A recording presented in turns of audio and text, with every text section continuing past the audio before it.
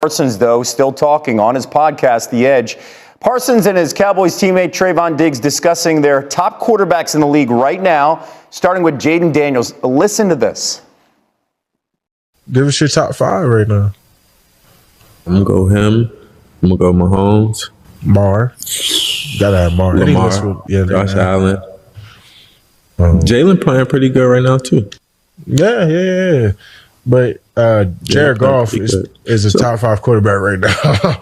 I hate to say he's playing the most. And Matthew Stafford. I love how Matthew Stafford played the quarterback position. I honestly think it's how well Sam Darnold could be in the top five conversation right now. Yeah, Sam Darnold looking crazy too. So it's hard as a lot of good quarterbacks right now. I can't give you a top five right now based on how everybody's performing. Yeah. Bro. It's just too hard. Some context is a 2-minute conversation. They mentioned a couple of quarterbacks. 2 minutes is not that long, Kev. It is not that long. I'm fully aware of it. But when you're mentioning a bunch of guys and Sam Darnold enters the conversation, I'm waiting for Joe Flacco. What's your reaction? I mean, you understand what podcasts are all about and what goes behind it. What's your reaction when a teammate is not even mentioned? I mean, you could just do the complimentary thing and then move on. Yeah, normally it starts like, okay, we're not going to include Dak because Dak's our guy. Exactly. Right?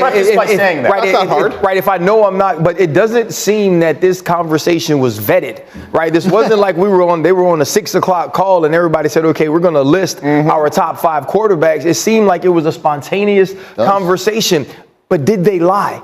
And I think I'm saying that to the sense of, do we believe Dak's playing like a top five quarterback right now? Or do they believe Dak is playing like a top five quarterback right now? And so I think the difficult part about whether you're podcasting, whether you're answering questions to the media, people are going to pick those apart to see how you feel about your guy. And there has to be some sense of awareness for both Trayvon and Micah Parsons about the team they play for and the way that the media sees them. They should have been smarter about how they approach this, but I do respect their honesty, even though it's caused kind of, I'm sure, is a crap storm inside their locker room.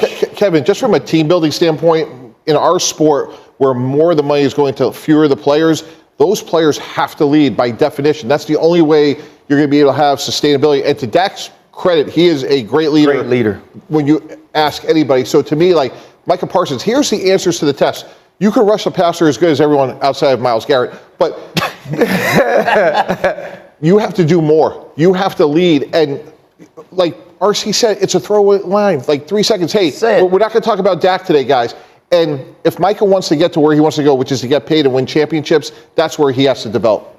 Listen, let's not stop the honesty. Listen, Tad out there. Listen, that's why Big Bro's supposed to come out and say, all right, well, let's keep this honesty train going then. Real talk. Everybody Diggs, didn't you have to come out and address a reporter last week? Let's talk about where you fit after you got that cheese put on your taco, where you rank. Because I wouldn't rank you top 10 either. And Micah, hey. Okay, you good. I ain't gonna say nothing about you. But But you're not playing. Yeah, exactly.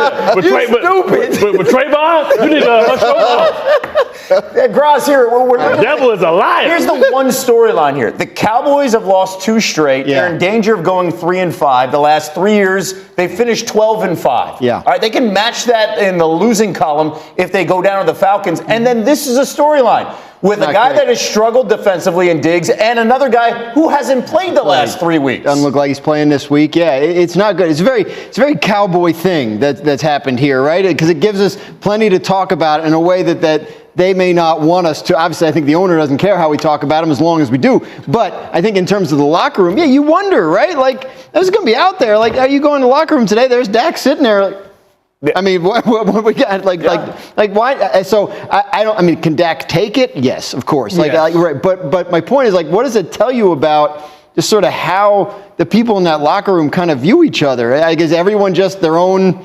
Their own LLC. Yeah, their own brand. Right? But I mean, so they are though, Dan. Yeah, I know, and that starts with. Is that a good way to build a team? Yeah, but no, it's not. Right. The good way to build the team is not what Jerry Jones cares about. Yeah. What Jerry Jones cares about, because he said it, is making money. Jerry Jones is proud of the business. He's more proud of the business he's built than the team he's built at this point. Those are the things that he brags on. He understands that this team isn't isn't built to win a championship. And we're asking more of Dak Prescott for his team to be a contender than most other quarterbacks in this league. And what are people going to say? But you got the bag, though. If you got the bag, why aren't you elevating these people? If you got the bag, why aren't you doing things to keep us in the win column? The problem is this. When you walk into that locker room, you're looking at a man in Dak Prescott, no matter how you feel, he says the right thing. He does. He comes out and he's team first. He talks about the fact that they won't be distracted by the other things that are outside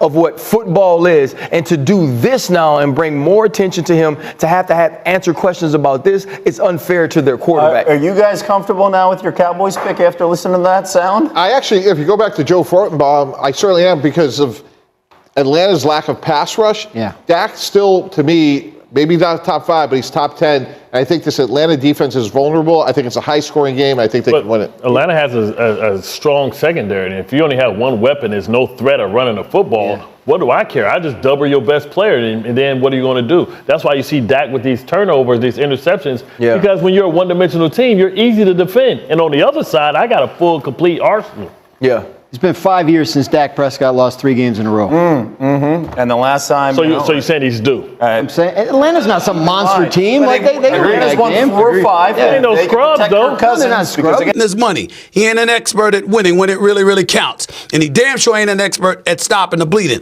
He's a front runner. When Dallas gets a lead, when they're in games, he can get it done for you. When the ship is sinking, that brother doesn't do anything but add weight to put you down. That was Stephen A. yesterday. Dominique, is he right? Absolutely not. Like, I mean, it's hyperbolic and ridiculous. Like, Dak Prescott is a good quarterback. He's not Patrick Mahomes level. He's not Lamar Jackson. He's not Josh Allen. He's at that next tier of quarterback, which is fine. The fact that he keeps getting money is not some sort of reflection on Dak Prescott quarterbacks, but all those good quarterbacks that we point to, they get help from somewhere. Yeah. There's somebody out there helping them, and we can't point to a coach. The defense can't stop the run. He's got CeeDee Lamb. That's it. It's CeeDee Lamb and Dak. Good. Go out there and get something. Yeah. So we talked about this earlier, and Stephen A. fired back with the tweet and all that stuff, and you guys will deal with him in a few minutes on First Take. But here's the question I would ask.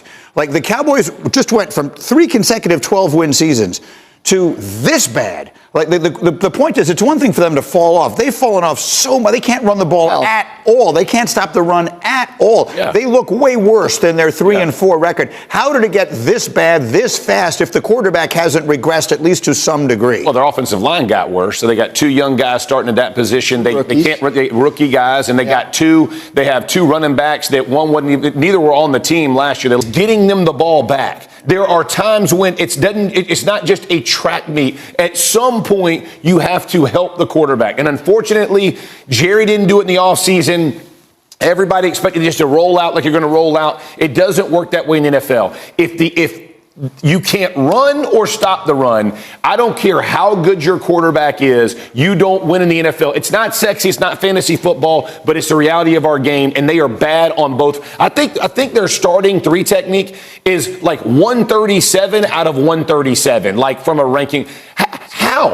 How does that happen if you're a Dallas kid? Like, it does not make any sense. Well, so I'm told that we do have Jerry Jones. So every Tuesday we look forward to Jerry Jones on his radio show. It's been very spicy the last few weeks. This week, I'm being told not quite as much. He struck an optimistic tone. Here's Jerry Jones on the radio just moments ago. Very rich.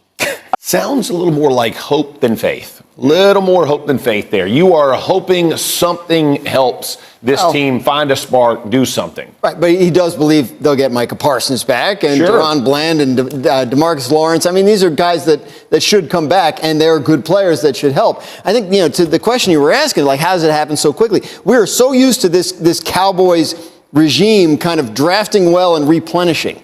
So that, when Tyron Smith leaves after his great Cowboys career, you figure they got it covered.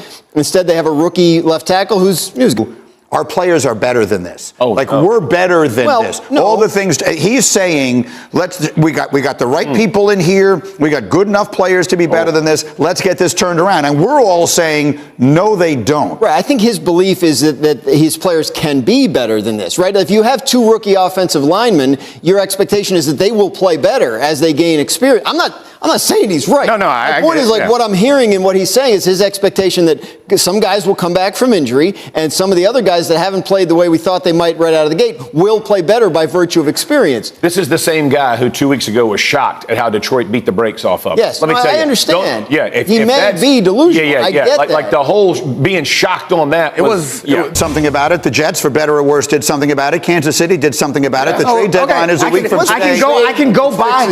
So I can go down all those teams sequentially. Like the Bills had one single distinct problem. Yeah. They went and addressed it. The Chiefs had a distinct problem. They went and addressed it. The Cowboys have 7. Right. You're not solving all those problems. And you address one of them? Well, but sure. Then you got 6. If you do that, are you fixed? Are you a playoff team now? If you address one of those areas, probably not. And you've given away a draft pick, which you're going to need because you need to replenish this roster over the next couple of years. They do have some cap space now, though. They got real smart once the season started. A lot of cap room for come on now. But if there's one thing that history has shown us, he's not going to spend it. That's the problem. He's not going to go out there in the offseason and spend it. I think the problem, this is just my observation and listening to him talk, he thinks they're way better than they are. He assembled this talent. He thinks it's better than it is demonstrating. Well, he's going to be shocked again.